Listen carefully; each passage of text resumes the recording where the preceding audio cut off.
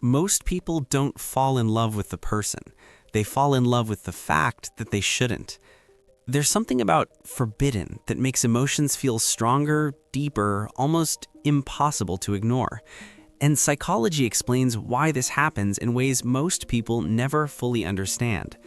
By the end of this, you'll see why forbidden love feels so intense, why it can become addictive, and why people often chase it even when they know it could cost them everything.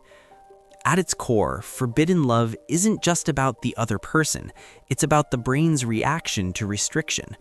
When something is limited or off limits, the mind automatically assigns it more value.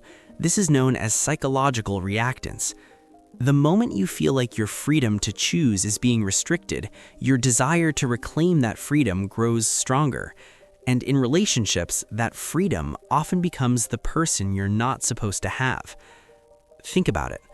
A relationship that is hidden, risky, or socially disapproved doesn't just create emotion, it amplifies it.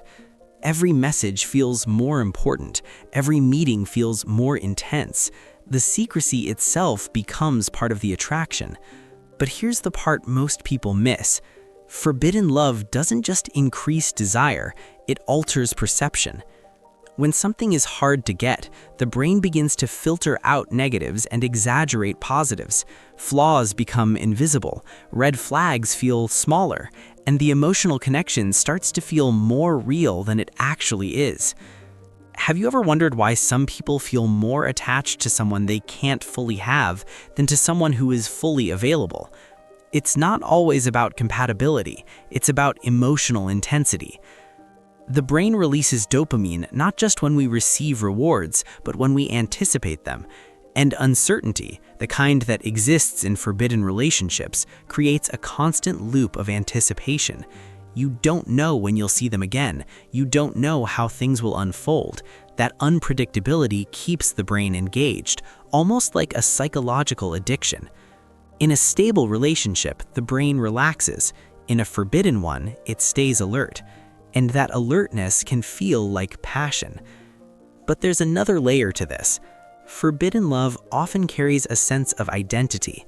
It makes people feel special, chosen, or different. Out of everyone, this person chose me, even when they weren't supposed to. That belief can be incredibly powerful.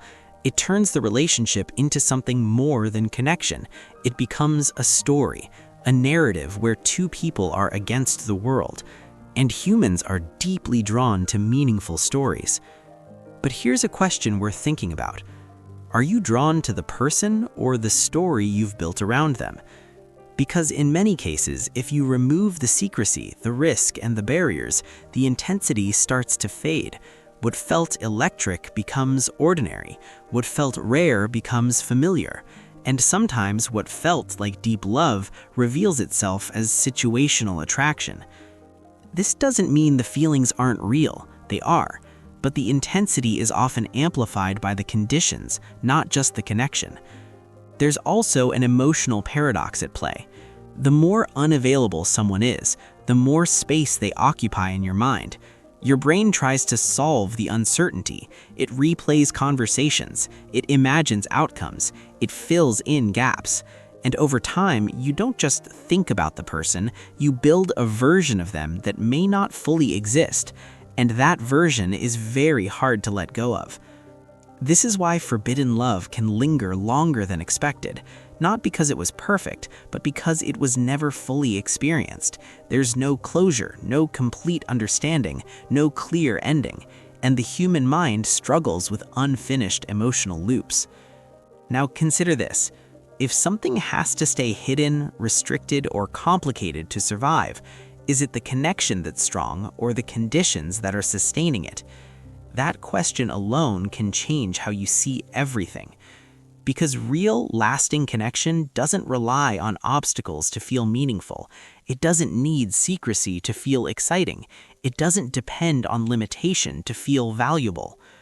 Forbidden love feels powerful because it activates multiple psychological triggers at once: scarcity, uncertainty, emotional risk, and identity reinforcement, all working together to create an experience that feels deeper than it might actually be. And once you understand that, something shifts. You begin to see the difference between intensity and compatibility, between emotional highs and genuine stability, between chasing a feeling and building something real. So if you've ever found yourself drawn to someone you couldn't have, it doesn't mean something is wrong with you.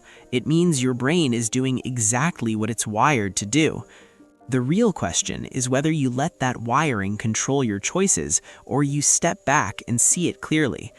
Because awareness doesn't remove emotion, it gives you power over it. And sometimes the most important realization isn't that something felt strong, it's understanding why it felt that way in the first place. If this made you reflect on your own experiences, share your thoughts. And if you want more insights into human behavior and relationships, stay connected.